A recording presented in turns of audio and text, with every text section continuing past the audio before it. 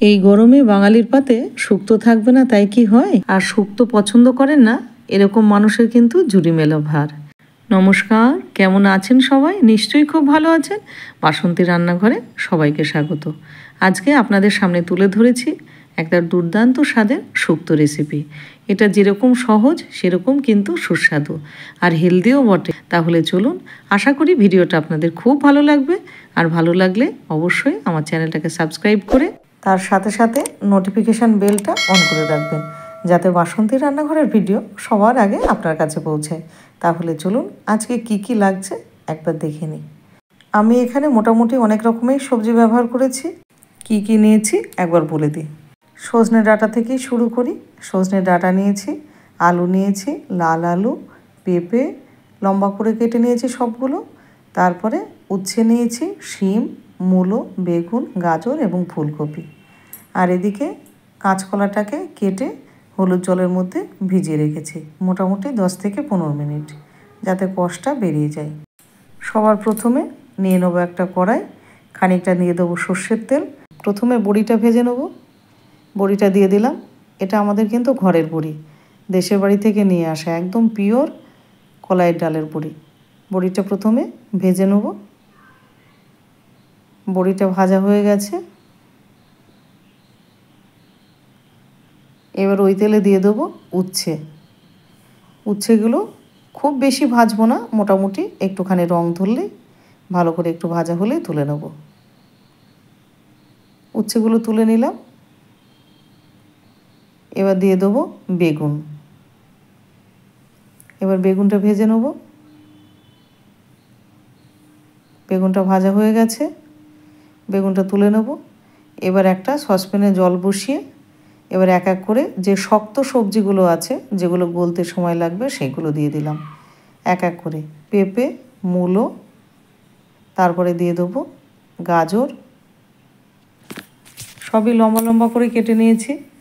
তারপরে দিয়ে দেবো আলু, তারপরে দিয়ে দেবো লাল আলু, তারপরে দিয়ে দেবো একটু লবণ। এবার এটা সেদ্ধ হতে দেবো। একটু নাড়াচাড়া দিয়ে মোটামুটি 15-20 মিনিট লাগবে সেদ্ধ হতে। আর এর মধ্যে একটা মশলা করে নেব। দিয়ে দিলাম 1 চামচ পোস্ত, 1 চামচ সাদা সর্ষে, হাফ চামচ কালো সর্ষে, হাফ চামচ জিরে, হাফ চামচ রাঁধুনি, আর দিয়ে দেবো কয়েক টুকরো আদা। তার সাথে দেবো কয়েকটা গোলমরিচ, আর দিয়ে দেবো কাঁচা লঙ্কা। 3খানা কাঁচা লঙ্কা দিয়েছি এখানে। এবার এটা ফাইন পেস্ট করে নেব।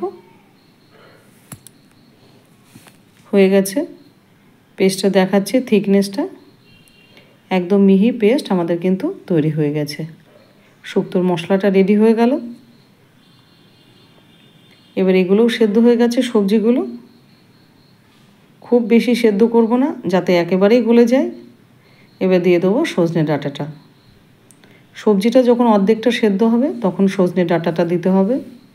এবার সজনে ডাঁটাটা দেওয়ার পরে আবারও মোটামুটি 7 থেকে 8 মিনিট একটু ফুটিয়ে নেব। 7 থেকে 8 মিনিট মোটামুটি হয়ে গেছে, আর ডাঁটাটাও সেদ্ধ হয়ে গেছে, আনাজগুলো কিন্তু সেদ্ধ হয়ে গেছে। এবার একটা স্ট্রেনারের সাহায্যে আমি আনাজগুলো আলাদা করে নেব, কিন্তু এই জলটা ফেলবো না। দেখতেই পাচ্ছেন সবজিগুলো একদম গোটা গোটা আছে, কোনোভাবেই যেন বেশি সেদ্ধ না হয়ে যায় সবজিগুলো। আর এদিকে ছিল একটুখানি ফুলকপি, একটু লবণ আর অল্প একটুখানি হলুদ দিয়ে ফুলকপিটা ভাপ দিয়ে নেব। আর ফুলকপি আপনারা চাইলে ভেজে নিতে পারেন, কিন্তু আমি একটুখানি ভাপ দিইনি, কেননা ওই ফুলকপির একটা বাজে গন্ধ আছে। আর শুনি বলে ফুলকপিটা একটুখানি ভাপ দিয়ে নিলে গ্যাসটা হয় না। আর সবজিগুলো আমাদের জল ঝরে গেছে। আর এই সবজির যে জলটা, এই স্টকটা কিন্তু ভেজিটেবল স্টকটা আমরা ফেলবো না, এটা পরে ব্যবহার করে নেব যদি লাগে। আর এদিকে কপিটাও সেদ্ধ হয়ে গেছে, কপিটাও কিন্তু জলটা একইভাবে ঝরিয়ে নেব। বসিয়ে দিলাম একটা কড়াই, তাতে দিলাম খানিকটা সর্ষের তেল। সর্ষের তেল দেওয়ার পরে এইবার দিয়ে দেবো ফোড়ন। দিয়ে দিলাম একটা তেজপাতা, 2টো তেজপাতা দিয়েছি, একটু রাঁধুনি এবং 2টো শুকনো লঙ্কা। ফোড়নটা এবার ভালো করে ভেজে নেব। ফোড়নটা ভাজা হয়ে গেলে দিয়ে দেবো কেটে রাখা কাঁচকলাটা। কাঁচকলা দেওয়ার পরে এবার দিয়ে দেবো ফুলকপিটা এবং 3 থেকে 4টে আমি শিম কেটে রেখেছিলাম, সেই শিমটাও দিয়ে দেবো।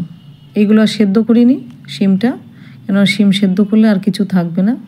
এবার এই 3টেকে বেশ মোটামুটি ভালো করে ভেজে নেব।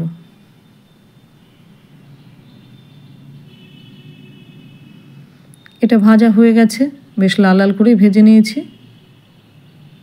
এবার দিয়ে দেবো যে সবজিগুলো সেদ্ধ করে রেখেছি সেগুলো।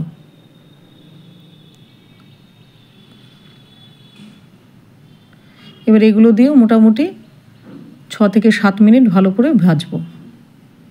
আর এই সময় গ্যাসের ফ্লেমটা দিয়ে রাখবো লো টু মিডিয়াম, হাই করে রাখবেন না, কেননা তাহলে সবজিগুলো পুড়ে যাবে। তেল কিন্তু আমি এখানে বেশি দিইনি, অল্পই তেল দিয়েছি। এবার দিয়ে দেবো স্বাদ অনুসারে লবণ,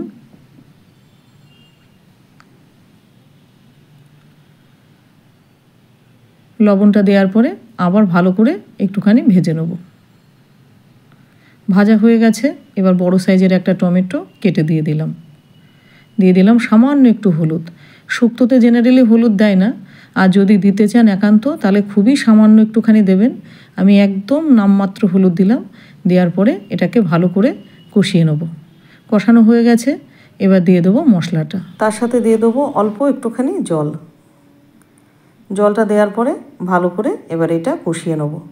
এই কষানোর কাজটা খুব ভালো করে করতে হবে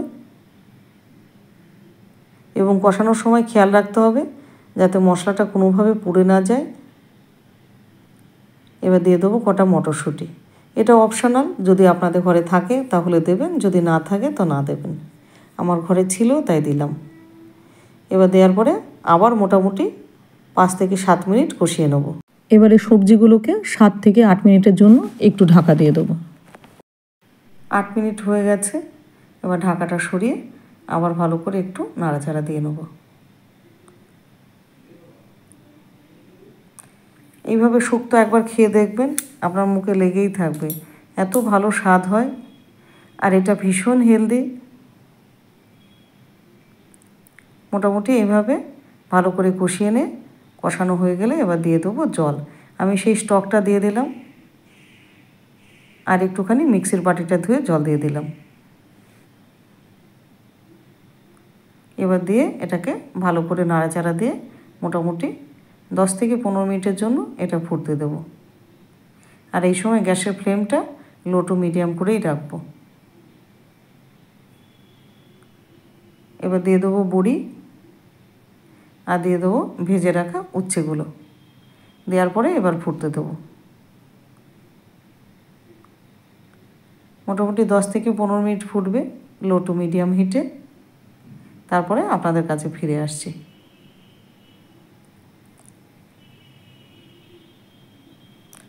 15 মিনিট হয়ে গেছে আর সবজিগুলো সব সেদ্ধ হয়ে গেছে, জলটা কমেও গেছে। এই অবস্থায় দিয়ে দেবো বেগুন।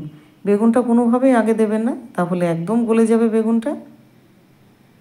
জলটা অনেকটা কমে গেছে।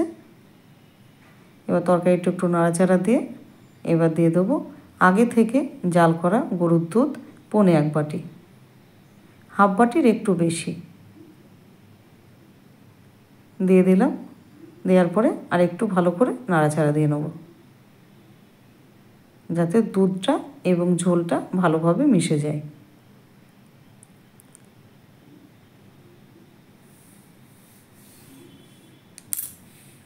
শুক্তো তো অনেক খেয়েছেন, এরকমভাবে একবার শুক্তো খেয়ে দেখবেন। দিয়ে দিলাম 3টে বাতাসা মিষ্টির জন্য।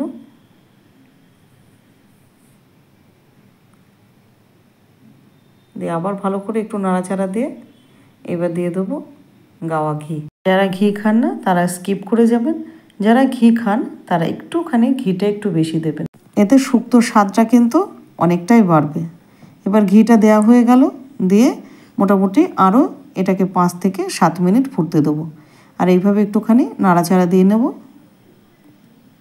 এটা আর বেশি জাল করব না, কারণ এরপরে বেশি জাল দিলে শুক্তোটা শুকিয়ে যাবে। শুক্তোটা কিন্তু আমাদের মোটামুটি রেডি হয়ে গেছে। ঝোলটা আর কোনোভাবেই শুকাবো না। ঠিক ঝোলটা যখন এইরকম পর্যায়ে তখন গ্যাসের ফ্লেমটা অফ করে দেবো।